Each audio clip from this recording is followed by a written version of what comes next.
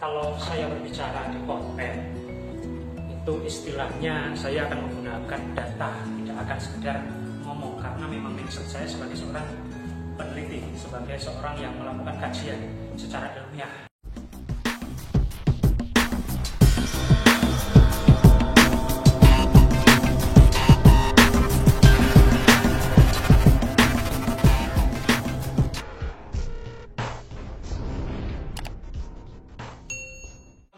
Wabarakatuh, Rahayu, salam sejahtera dan salam kebajikan. Semoga semua makhluk hidup berbahagia. Jumpa lagi dengan saya, Syarif Prasetyo.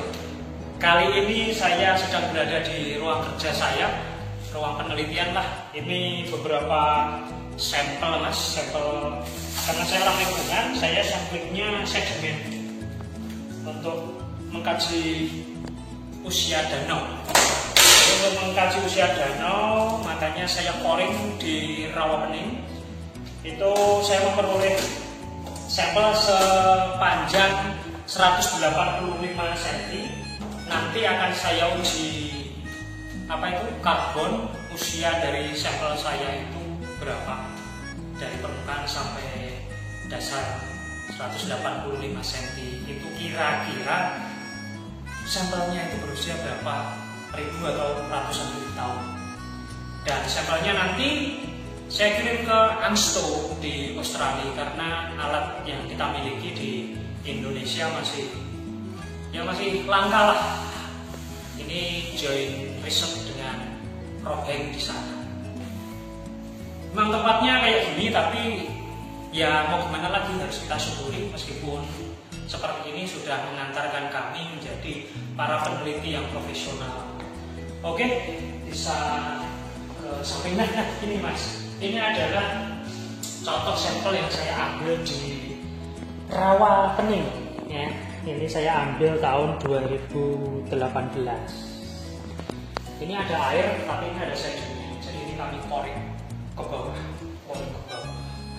Gunanya apa? Gunanya adalah untuk merekonstruksi danau. Kita tahu sejarah penggunaan atau pemanfaatan danau di masa lalu.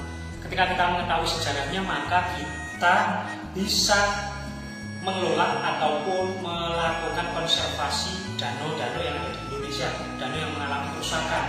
Seperti Rawapening yang sedang saya teliti itu mengalami kerusakan parah, mengalami eutrofifikasi, sehingga eceng gondok tumbuh begitu pesat, tidak terkontrol.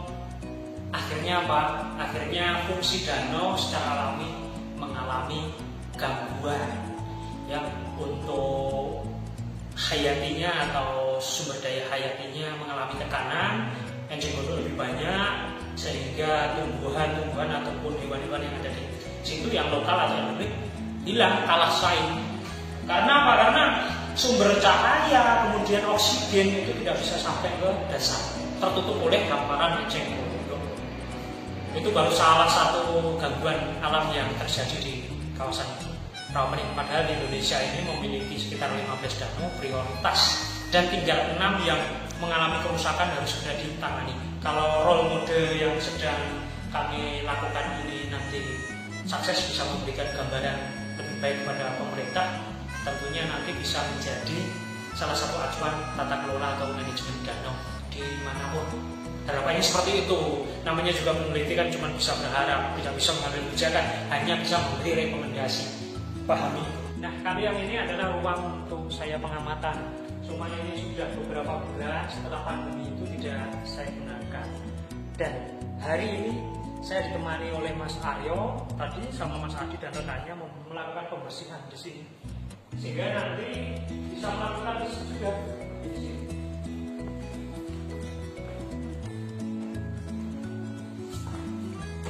Ini mikroskop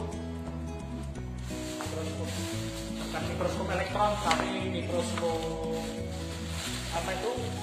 binomial. Lupa kita binokuler. Tapi ini perbesarannya bisa sampai 100.000. Jadi teknik kecil itu bisa tampak besar. Ini sama alat-alat untuk sampling, terus untuk memisahkan talet ataupun sedimen yang bisa. Oke, sedikit perkenalan ya, Prof. latihan dari peneliti, istilahnya begitu.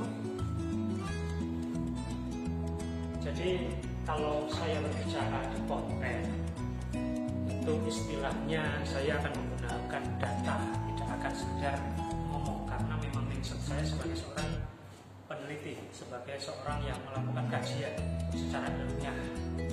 Itu adalah mentalitas kita sebagai pembicara, sebagai orator, sebagai penyemangat atau motivasi di dalam mengembangkan sebuah majelis keilmuan. Nah, dulur-dulur, terima kasih sudah menemani saya ya jalan-jalan di dua space yang cukup sederhana tapi sudah melahirkan banyak sekali ilmuwan hebat di Indonesia, para dokter-dokter ilmu lingkungan yang keren-keren lah, karena memiliki kiprah yang luar biasa secara internasional. Doanya saya ke depan bisa menyusul mereka-mereka semua. Terima kasih.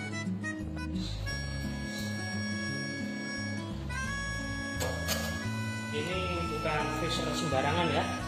Freezer ini bisa minus sampai lebih dari 200 derajat.